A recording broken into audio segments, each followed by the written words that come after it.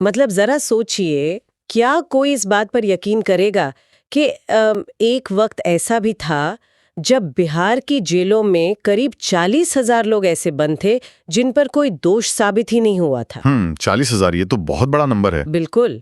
और उनमें से कई तो जेल में इतने साल बिता चुके थे जितनी शायद उन्हें अपना जुर्म साबित होने पर भी सजा नहीं मिलती। और सबसे हैरानी की बात यह है कि उन्हें बचाने के लिए कोई महंगा वकील सामने नहीं आया। हाँ, किसी बड़ी संस्था ने आवाज भी नहीं उठाई थी। सही कहा। बल्कि एक साधारण से कागज के टुकड़े और बस एक चिट्ठी ने उनकी आजादी का दरवाजा खोल दिया था। और मैं बता दूं कि वो महज एक कागज का टुकड़ा नहीं था। मतलब वो हमारे देश के न्याय इतिहास का एक ऐसा मोड़ था जिसने ये साबित कर दिया कि हमारे संविधान में दी गई आजादी सिर्फ किताबों में दबी हुई नहीं है, बल्कि वो जमीन पर भी काम करती है। तो आज हम जिन दस्तावेजों और ऐतिहासिक मुकदमों पर गहराई से चर्चा करने वाले हैं, उनका सीधा वास्ता इन्हीं अधिकारों से है, क्योंकि कागज पर तो संविधान ने बहुत से अधिकार दिए हैं ना। बिल्कुल, जैसे बोलने की आजादी, समानता का अधिकार, हाँ, या फिर आजादी से कहीं भी आने जाने का हक। सब कुछ बहुत सुरक्षित लगता है, लेकिन मेरा सवाल यह है कि असल जिंदगी में अगर कोई सरकारी अधिकारी या पुलिस या कोई ताकतवर व्यवस्था अचानक से ये सारे अधिकार छीन ले तो क्या होगा? यही तो सबसे बड़ा सवाल है। तो आज का हमारा मिशन यही समझना है कि जब व्यवस्था खिलाफ खड़ी हो जाए तो आम इंसान के पास वो कौन सा सुरक्षा कवच है जो उसे बचाता है। देखिए, इस सवाल का जवाब उस कानूनी हथियार में छिपा है जिसे संविधान के मुख्य शिल्पी डॉक्टर B.R. अम्बेडकर ने संविधान का हृदय और आत्मा कहा था। वाओ, हृदय और आत्मा? जी, क्योंकि ये समझना बहुत जरूरी है कि अधिकारों का होना एक बात है, लेकिन उनके हनन होने पर मतलब उन्हें वापस पाने का कोई रास्ता होना बिल्कुल दूसरी बात है। बिल्कुल। और स्रोतों में दी गई एक एनालॉजी ने मुझे ये बात बहुत गहराई से समझाई है। मतलब इसे ऐसे देखते हैं, अब मान लीजिए किसी ने दुनिया की सबसे महंगी और शानदार कार खरीद ली है। अच्छा, ठीक है। उस कार में लेदर सीट्स हैं जो हमारे समानता के अधिकार की तरह है। उसमें एक शानदार सनरूफ है जो बोलने की आजादी का प्रतीक है। कार देखने में एकदम लाजवाब है, लेकिन इंजन का क्या? वही तो, जब आप बोनेट खोलते हैं तो अंदर इंजन ही नहीं है। अब बिना इंजन के वो कार सिर्फ एक दिखावा है ना? 1 इंच आगे नहीं बढ़ सकती। तो हमारे संविधान में अनुच्छेद 32 बिल्कुल उसी इंजन की तरह काम करता है। ये एनालॉजी एकदम सटीक है। भाग 3 में दिए गए हमारे जितने भी मौलिक अधिकार हैं, वो बिना अनुच्छेद 32 के बिल्कुल उसी बिना इंजन वाली कार की तरह हैं। और यह जो सबसे दिलचस्प बात है जो मैं बताना चाहूंगी, वो ये है कि अनुच्छेद 32 यानी संवैधानिक उपचारों का अधिकार, ये अपने आप में कोई आम कानून नहीं है। मतलब ये खुद एक मौलिक अधिकार है। बिल्कुल, ये खुद एक मौलिक अधिकार है। ये देश के हर नागरिक को ये शक्ति देता है कि अगर उसके अधिकारों का हनन होता है तो वो सीधे बिना किसी बिचौलिए के देश की सर्वोच्च अदालत यानी सुप्रीम कोर्ट का दरवाजा खटखटा सकता है।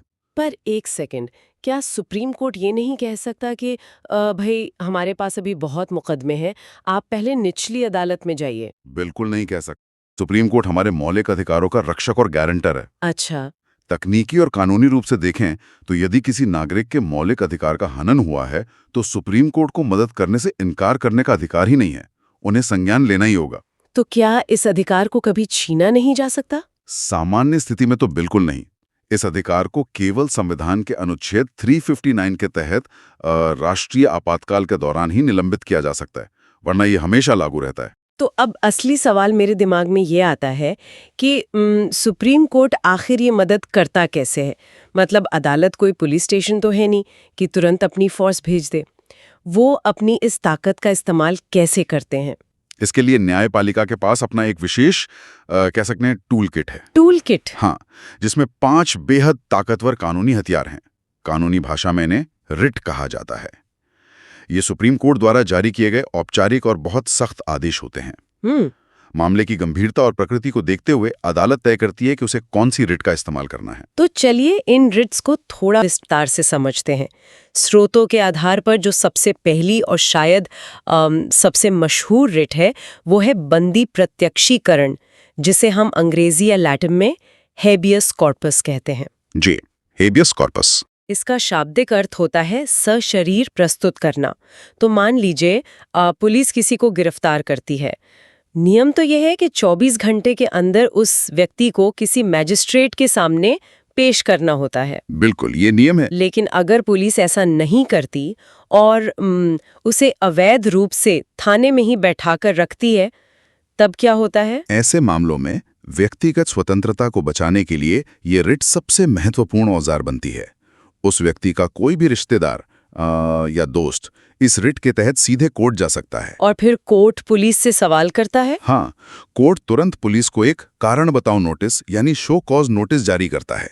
इसका सीधा मतलब है कि पुलिस को अदालत में आकर यह साबित करना होगा कि उन्होंने उस व्यक्ति को किस कानूनी आधार पर हिरासत में रखा है। और स्रोतों में ये भी स्पष्ट है कि पुलिस को ये जवाब ऐसे ही मौखिक रूप से नहीं देना होता, बल्कि एक हलफनामा यानी एफिडेविट के रूप में देना होता है। बिल्कुल, और हलफनामा कोई साधारण कागज नहीं होता। मतलब पुलिस उस हलफनामे में कोई झूठा बहाना बनाती है और कोर्ट को पता चल जाता है कि हिरासत गैर कानूनी थी, तो अधिकारी सस्पेंड या बर्खास्त तक हो सकता है। ये तो महज एक आदेश नहीं है, सत्ता के दुरुपयोग के खिलाफ एक बहुत बड़ा चेक है। एकदम सही समझा आपने। अब हम दूसरी रिट पर आते हैं, जो है अधिकार पृच्छा या को वारंटो। इसका अर्थ होता है किस अधिकार से। इस रिट को समझने के लिए स्रोतों में एक बहुत ही मजेदार उदाहरण दिया गया है। वो माली वाला। हाँ, मान लीजिए आप स्कूल जाते हैं और देखते हैं कि जो माली आमतौर पर पौधों को पानी देता है, वो अचानक क्लासरूम में खड़ा होकर बच्चों को कॉमर्स पढ़ा रहा है। तो कोई भी उससे या स्कूल प्रशासन से पूछ सकता है, भाई किस अधिकार से पढ़ा रहे हो? और सार्वजनिक या सरकारी पदों के मामले में सुप्रीम कोर्ट ठीक यही सवाल पूछता है। कैसे? थोड़ा समझाइए। देखिए, अगर कोई व्यक्ति किसी ऐसे सरकारी पद पर काबिज हो जाता है जिसके लिए वो योग्य नहीं है या जिस पर उसका कानूनी हक नहीं बनता, तो कोर्ट ये रिट जारी करता है। कोर्ट सीधा पूछता है कि आप किस अधिकार से इस पद पर काम कर रहे हैं, और अगर वो अपनी योग्यता साबित नहीं कर पाता तो उसे उसी वक्त उस पद से हटा दिया जाता है। मतलब ये भ्रष्टाचार और भाई भतीजावाद को रोकने का बहुत ही कारगर तरीका है। बिल्कुल है। चलिए अब तीसरी रिट की बात करते हैं, परमादेश या मेंडेमिस। इसका सीधा सा मतलब है हम आदेश देते हैं। जहां तक मेरी समझ है, ये रिट तब लागू होती है जब कोई सरकारी अधिकारी या सार्वजनिक संस्था अपना काम करने से ही मना कर दे। सही है। और हाल के दिनों में ऐसे कई मामले सामने आए हैं जो हमारे स्रोतों में भी दर्ज हैं। अगर हम तथ्यात्मक रूप से देखें तो स्टेट बैंक ऑफ इंडिया यानी एसबीआई के इलेक्टोरल बॉन्ड मामले में यही तो हुआ था। हाँ, जब सुप्रीम कोर्ट ने उन्हें डेटा देने को कहा था। बिल्कुल, जब सुप्रीम कोर्ट ने एसबीआई को चुनाव आयोग को डेटा सौंपने का एक तय समय सीमा के भीतर निर्देश दिया था, तो वो एक प्रकार का परमादेश ही था। वो एक सार्वजनिक कर्तव्य था जिसे निभाना ही था। और वो पतंजलि वाला मामला भी इसी में आता है क्या? हाँ जी, बाबा रामदेव के पतंजलि विज्ञापन मामले में भी, जहां भ्रामक विज्ञापनों को लेकर कोर्ट ने कड़ा रुख अपनाया था। कोर्ट ने आदेश दिया कि उन्हें अपनी गलती मानते हुए सार्वजनिक रूप से माफीनामा प्रकाशित करना होगा, और उसका आकार भी बड़ा होना चाहिए ताकि लोग पढ़ सकें। पर एक सेकंड, मेरे दिमाग में एक सवाल आ रहा है। अगर सुप्रीम कोर्ट ने एसबीआई जैसी बड़ी संस्था को आदेश दिया, तो कल को क्या वो किसी निजी कंपनी को भी आदेश दे सकते हैं? जैसे कि कोई प्राइवेट कंपनी अपने सारे कर्मचारियों की सैलरी का डेटा सार्वजनिक करे? ये बहुत ही तार्किक सवाल है। तो इसका दायरा आखिर कहाँ खत्म होता है?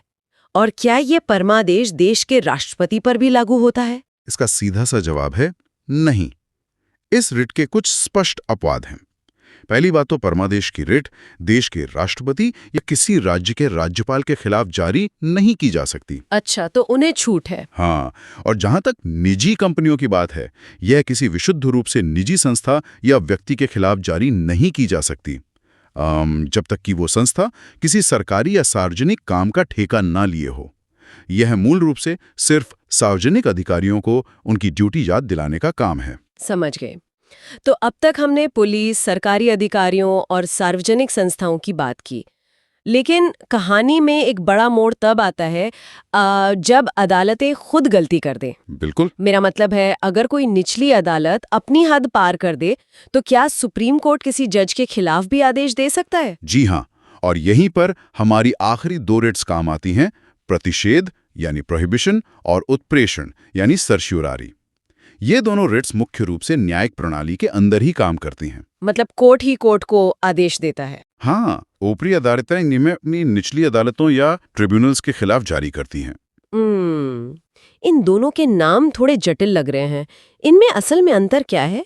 क्योंकि काम तो दोनों का अदालती गलतियों को सुधारना ही लग रहा है। चलिए इसे एक कार दुर्घटना के उदाहरण से समझते हैं। प्रतिषेध या प्रोहिबिशन का मतलब है एक्सीडेंट होने से पहले ही ब्रेक लगा देना। अच्छा। जब कोई निचली अदालत किसी ऐसे मामले की सुनवाई कर रही होती है जो उसके अधिकार क्षेत्र में आता ही नहीं है, तो ऊपरी अदालत फैसला आने से पहले ही उसे रोकने के लिए प्रतिषेध रिट जारी करती है। और उत्प्रेषण का क्या मतलब हुआ फिर? उत्प्रेषण या सर्ट्युरारी का मतलब है एक्सीडेंट के बाद नुकसान को ठीक करना। मतलब जब निचली अदालत अपने अधिकार क्षेत्र से बाहर जाकर कोई गलत फैसला सुना चुकी होती है, तो उस गलत फैसले को रद्द करने या पलटने के लिए ऊपरी अदालत उत्प्रेषण का इस्तेमाल करती है। अरे वाह, ये तो बहुत साफ हो गया। अब यहाँ पूरा मामला सच में बहुत दिलचस्प हो जाता है। वो कैसे? देखिए, हमने देखा कि अनुच्छेद 32 के तहत एक आम इंसान सीधे सुप्रीम कोर्ट जा सकता है और कोर्ट ये शक्तिशाली रिट जारी कर सकता है।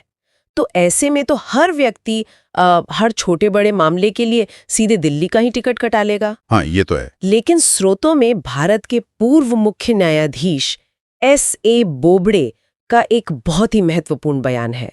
उन्होंने एक मामले की सुनवाई के दौरान टिप्पणी की थी कि सुप्रीम कोर्ट अनुच्छेद 32 के तहत आने वाली याचिकाओं को अतोत्साहित करने का प्रयास कर रहा है। न्याय का मंदिर ऐसा क्यों चाहेगा? अगर हम इसे व्यापक संदर्भ में देखें तो इसके पीछे के तंत्र को समझने के लिए हमें न्यायपालिका के पदानुक्रम और संविधान के अनुच्छेद 226 को देखना होगा। अनुच्छेद 226? जी। ये सच है कि अनुच्छेद 32 सीधे सुप्रीम कोर्ट का रास्ता खोलता है, लेकिन संविधान निर्माताओं ने उच्च न्यायालयों यानी हाई कोर्ट्स को भी बहुत ताकत दी है। दरअसल रिट जारी करने के मामले में एक ऐसा हैरान करने वाला तथ्य है जो अक्सर लोगों को पता नहीं होता। क्या तथ्य है वो? तथ्य ये है कि रिट के मामले में हाई कोर्ट की शक्तियां सुप्रीम कोर्ट से अधिक व्यापक हैं। एक मिनट, क्या सच में हाई कोर्ट की शक्तियां देश की सर्वोच्च अदालत से ज्यादा कैसे हो सकती हैं? ये पूरी तरह से क्षेत्राधिकार यानी ज्यूरिसडिक्शन का खेल है। देखिए, अनुच्छेद 32 के तहत सुप्रीम कोर्ट केवल और केवल मौलिक अधिकारों के उल्लंघन के मामले में ही रिट जारी कर सकता है। सिर्फ फंडामेंटल राइट्स के लिए? बिल्कुल। लेकिन अनुच्छेद 226 के तहत हाई कोर्ट मौलिक अधिकारों के लिए तो रिट जारी कर ही सकता है, साथ ही किसी अन्य कानूनी अधिकार के उल्लंघन के मामले में भी रिट जारी कर सकता है। अच्छा, यानी अगर किसी का कोई व्यावसायिक अनुबंध या कॉन्ट्रैक्ट टूटता है जो मौलिक अधिकार नहीं है, तो वो हाई कोर्ट जा सकता है, लेकिन सीधे सुप्रीम कोर्ट नहीं। बिल्कुल सही। और चूंकि सुप्रीम कोर्ट पूरे देश की सर्वोच्च अदालत है, उस पर मुकदमों का भारी बोझ रहता है, इसीलिए अदालतें चाहती हैं कि यदि किसी मामले में अनुच्छेद 226 के तहत राज्य के हाईकोर्ट से राहत मिल सकती है, तो पीड़ित पक्ष पहले वहीं जाए। इससे न्याय प्रणाली थोड़ी सुचारू रूप से चलती होगी। बिल्कुल, यही मुख्य कारण है। ये तो हो गई अधिकारों और अदालतों के पदानुक्रम की बात, लेकिन इस पूरी चर्चा में मुझे एक बहुत बड़ी खामी नजर आ रही है। क्या खामी? ये पूरी व्यवस्था इस मान्यता पर खड़ी है कि जिसके साथ अन्याय हुआ है उसे अपने अधिकारों का पता है, उसके पास एक अच्छा वकील करने के पैसे हैं और वो अदालत का दरवाजा खटखटा सकता है। सही बात है। लेकिन जरा उस मजदूर के बारे में सोचिए जो किसी दूर दराज की खदान में बंधुआ बनकर फंसा है। उसके लिए तो ये सारे रिट और अनुच्छेद बेकार हैं, क्योंकि वो तो कभी अदालत पहुंच ही नहीं पाएगा। और यहीं से भारतीय न्याय व्यवस्था में अब तक के सबसे बड़े और क्रांतिकारी बदलाव का जन्म होता है, जिसे हम जनहित याचिका या PIL कहते हैं। PIL ये शब्द तो हम रोज अखबारों में पढ़ते हैं, लेकिन इसकी जरूरत क्यों पड़ी थी? ये एक बहुत ही महत्वपूर्ण सवाल खड़ा करता है, क्योंकि पारंपरिक ब्रिटिश न्याय प्रणाली में एक बहुत ही सख्त और अड़ियल नियम हुआ करता था, लोकस स्टैंडाई। लोकस स्टैंडाई, इसे थोड़ा सरल भाषा में समझते हैं। इसका मतलब क्या ये था कि अगर मेरे पड़ोसी में किसी के साथ जुर्म हो रहा है और मैं उसकी शिकायत लेकर अदालत जाऊं, तो अदालत कहेगी, भाई आपको तो चोट नहीं लगी, आपका इस मामले से क्या लेना देना, आप कौन होते हो बोलने वाले? क्या यही था लोकस स्टैंडाई? बिल्कुल सटीक। इस नियम के अनुसार केवल वही व्यक्ति अदालत में मुकदमा दायर कर सकता था जिसके साथ खुद अन्याय हुआ है। कोई दूसरा व्यक्ति उसकी तरफ से केस नहीं लड़ सकता था। अब जाहिर है जो शोषित है गरीब है या डरा हुआ है, वो तो कभी न्याय मांग ही नहीं सकता था। इसीलिए 1970 और 80 के दशक में सुप्रीम कोर्ट के दो बेहद दूरदर्शी जजों ने इस नियम को बदला। कौन थे वो जज? Justice VR. कृष्णा अय्यर और जस्टिस पी.एन. भगवती। इन्होंने इस पुरानी व्यवस्था की दीवार को हमेशा के लिए तोड़ दिया। मतलब उन्होंने ये तय किया कि न्याय सिर्फ साधन संपन्न लोगों की जागीर नहीं हो सकता। हाँ, उन्होंने ये स्थापित किया कि अगर कोई गरीब या शोषित व्यक्ति अदालत नहीं आ सकता, तो समाज का कोई भी जागरूक नागरिक और वकील या सामाजिक संस्था उसकी तरफ से अदालत में जनहित याचिका दायर कर सकती है। ये तो बहुत बड़ा बदलाव था। और तो और, उस दौर में सुप्रीम कोर्ट ने एपिस्टोलरी ज्यूरिसडिक्शन नाम की एक नई व्यवस्था भी शुरू की थी। इसका मतलब था कि जजों ने पोस्टकार्ड या टेलीग्राम पर लिखे साधारण पत्रों को भी रिट याचिका मानकर उन पर सुनवाई करना शुरू कर दिया। ये सुनना सच में किसी चमत्कार जैसा लगता है कि एक साधारण पोस्टकार्ड ने दशकों पुरानी ब्रिटिश कानूनी जंजीरों को तोड़ दिया। और इसका असर कितना जबरदस्त हुआ, ये स्रोतों में दर्ज ऐतिहासिक मुकदमों से पता चलता है। बिल्कुल, जैसे वो बिहार वाला मामला। हाँ, शुरुआत में मैंने बिहार की जेलों में बंद 39,000 कैदियों का जिक्र किया था।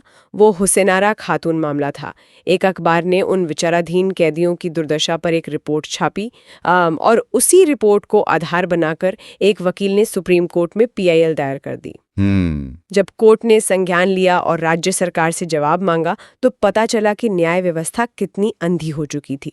सुप्रीम कोर्ट के सीधे आदेश से 39,000 कैदियों को आज़ादी मिली और भारत में त्वरित न्याय यानी स्पीडी ट्रायल को एक मौलिक अधिकार माना गया। और मैं बता दूं कि हुसैनारा खातून मामले ने सिर्फ आज़ादी नहीं दी, बल्कि ये भी दिखाया कि जब अदालत सक्रिय होती है तो पूरी सरकारी मशीनरी को कैसे हरकत में आना पड़ता है। सही बात है। इसके बाद एक और मामला आया जिसने पूरे देश की रूह कपा दी थी। अनिल यादव बनाम बिहार राज्य, जिसे भागलपुर अंक फोड़वा कांड के नाम से भी जाना जाता है। उफ, ये मामला वाकई बहुत खौफनाक है। पुलिस ने क्रूरता की सारी हदें पार करते हुए 33 विचाराधीन कैदियों की आंखों में तेजाब डालकर उन्हें अंधा कर दिया था। हाँ, ये बहुत ही दर्दनाक था। ये सुनना ही अपने आप में दहला देने वाला है। इन कैदियों के पास अदालत जाने की कोई हैसियत तो थी नहीं, लेकिन जब जनहित याचिका के जरिए ये भयानक अमानवीयता सुप्रीम कोर्ट पहुंची, तो कोर्ट ने सिर्फ फटकार नहीं लगाई, बल्कि पूरा तंत्र हिलाकर रख दिया। बिल्कुल, कोर्ट के आदेश पर उन अंधे हो चुके कैदियों को दिल्ली लाया गया और उनके इलाज का पूरा खर्च राज्य सरकार को उठाना पड़ा। और कोर्ट ने ये स्पष्ट कर दिया कि मुफ्त कानूनी सहायता और क्रूरता के खिलाफ सुरक्षा हर इंसान का मौलिक अधिकार है। जी, और देखिए, जनहित याचिकाओं का दायरा सिर्फ पुलिस क्रूरता तक ही सीमित नहीं रहा। MC मेहता के मामले को ही ले लीजिए। वो पर्यावरण वाला मामला। हाँ, एक अकेले पर्यावरण वकील की जनहित याचिका ने गंगा नदी को प्रदूषित करने वाले शक्तिशाली कारखानों और चमड़ा उद्योगों को घुटनों पर ला दिया था। सुप्रीम कोर्ट ने गंगा में जहरीला कचरा डालने वाले कई कारखानों को बंद करने या उन्हें स्थानांतरित करने का ऐतिहासिक आदेश दिया था। लेकिन इस पूरी चर्चा को सुनकर मेरे मन में एक सवाल आ रहा है। अगर PIL इतनी ही ताकतवर और आसान है, तो क्या कोई भी व्यक्ति किसी निजी खुन्नस में या किसी राजनेता को परेशान करने के लिए जनहित याचिका दायर नहीं कर सकता? ये बहुत ही जायज चिंता है। क्या ये इतना सीधा है? नहीं, और स्रोतों में जनहित याचिकाओं के इस सियाह पहलू यानी डार्क साइड पर भी बहुत गहराई से बात की गई है। दुर्भाग्य से जो व्यवस्था समाज के सबसे कमजोर तबके को न्याय दिलाने के लिए बनाई गई थी, उसका जमकर दुरुपयोग भी हुआ है। मतलब फर्जी केस आते हैं? बहुत ज्यादा। कई बार लोग अखबारों में नाम छपवाने के लिए या फिर किसी व्यावसायिक दुश्मन को अदालत में घसीटने के लिए फर्जी और तुच्छ PIL दायर कर देते हैं। इसका सबसे बड़ा नुकसान ये है कि इससे अदालतों का कीमती समय बर्बाद होता है और असली जरूरतमंदों के मामले सालों तक लटक जाते हैं। और क्या इस तरह हर मुद्दे पे कोर्ट जाने से अदालतों और चुनी हुई सरकार के बीच भी टकराव नहीं बढ़ता होगा? बिल्कुल बढ़ता है। आलोचक इसे न्यायिक हस्तक्षेप या जुडिशियल ओवररीच कहते हैं। अच्छा। कई बार जनहित याचिकाओं की सुनवाई करते हुए अदालतें ऐसे निर्देश दे देती हैं जो सीधे तौर पर कार्यपालिका यानी सरकार के नीति निर्माण के अधिकार क्षेत्र में दखलंदाजी होते हैं। उदाहरण के लिए, मान लीजिए कोर्ट ने किसी PIL के आधार पर आदेश दे दिया कि शहर की हर सड़क को 1 महीने में गड्ढा मुक्त किया जाए। आदेश सुनना तो बहुत अच्छा लगता है, लेकिन जमीनी स्तर पर सरकार के पास तुरंत उतना बजट या संसाधन ना हो तो वो आदेश लागू करना नामुमकिन हो जाता है। इसलिए आज अदालतों के सामने सबसे बड़ी चुनौती यही है कि वे कैसे असली जनहित के मामलों को चुनें और निजी स्वार्थ से प्रेरित याचिकाओं को सख्ती से खारिज करें। तो इन सभी दस्तावेजों, मुकदमों और तर्कों को जोड़ने पर तस्वीर क्या बनती है? आज के इस पूरे विश्लेषण का सार मेरी समझ से यही है कि भारतीय संविधान सिर्फ वकीलों और जजों के बीच बहस करने के लिए लिखी गई कोई भारी भरकम कानूनी किताब नहीं है। जी बिल्कुल नहीं। अनुच्छेद 32 की ताकत और जनहित याचिकाओं के विकास ने इस संविधान को एक जीवित दस्तावेज बना दिया है। एक ऐसा दस्तावेज जो समाज के आखिरी पायदान पर खड़े उस इंसान के आंसू भी पोंछ सकता है जिसकी आवाज अक्सर सत्ता के शोर में गुम हो जाती है। बिल्कुल सही कहा आपने। अधिकारों की असल अहमियत तभी है जब उनके छिन जाने पर न्याय का दरवाजा खटखटाया जा सके। अनुच्छेद 32 उसी दरवाजे की मास्टर की है और पीआईएल ने यह सुनिश्चित किया है कि वो चाबी सिर्फ ताकतवर या अमीर लोगों के हाथ में सीमित न रहे। और ये बात अपने आप में बहुत बड़ी है कि इस देश में एक साधारण से पोस्टकार्ड पर लिखा गया दर्द देश की सर्वोच्च अदालत को पूरी सरकारी मशीनरी के खिलाफ कार्रवाई करने पर मजबूर कर सकता है। यही हमारे लोकतंत्र की खूबसूरती है। बिल्कुल। लेकिन इस शानदार सुरक्षा चक्र के साथ ही एक बहुत गहरा और विचारणीय सवाल भी खड़ा होता है। क्या जनहित के नाम पर अदालतों का ये लगातार बढ़ता हुआ दखल आम नागरिक के लिए आखिरी और सबसे सुरक्षित कवच बना रहेगा, या फिर आगे चलकर ये हमारे लोकतांत्रिक व्यवस्था में चुनी हुई सरकार और न्यायपालिका के बीच शक्तियों के संतुलन को बिगाड़कर एक नया जोखिम पैदा कर देगा? इस पर विचार जरूर कीजिएगा।